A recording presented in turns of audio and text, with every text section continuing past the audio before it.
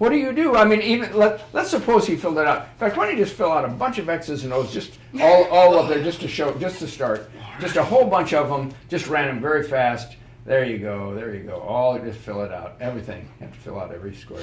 Yeah, but just do it really fast. Here. There you go. There you go. Fill it out. There you go. There you go. There you go. There you go.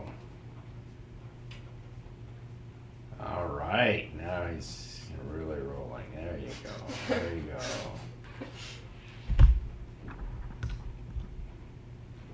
All right, very good. Now, Julie, he's filled out this entire board. He's made this one-to-one correspondence and filled it out. Do you just give up? Do you say, "Oh, I can't do it. I can't do it. Oh, I've lost. I've lost." Is that how you respond? Well, I feel like if I just... Wait, so he has every possible combination? Well, that's what he tried to do. He filled out a sequence of X's and O's, number 1, number 2, number 3, number 4, number 5. And he handed you this board. What would you do?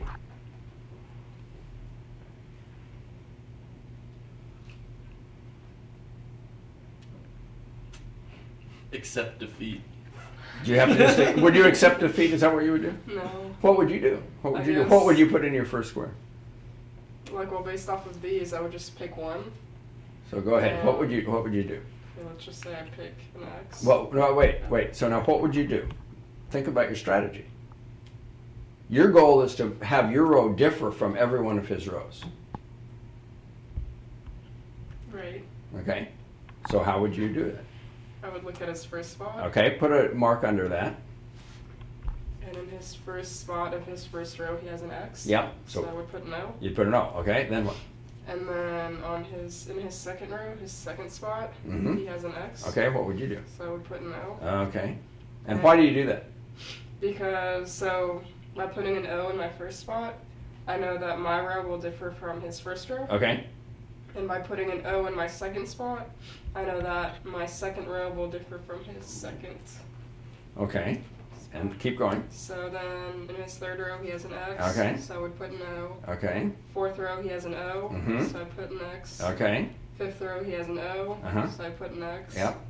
Sixth row is an O. Mhm. So I put an X. Uh-huh. Seventh row is an O. Uh-huh. So I put an X. Uh-huh. Eighth row is an X. So I put an O. Okay.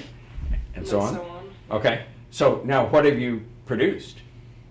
I've produced something that is different from all of his rows. Oh. Oh. Like I said, you need a new game. We need a new game. Now wait a minute though. What happened here? What happened here? We had this lottery idea. The lottery idea was to buy every ticket.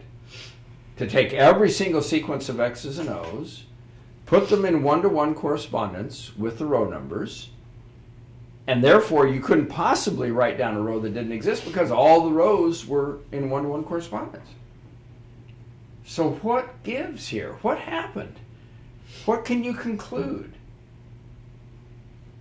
What can you conclude?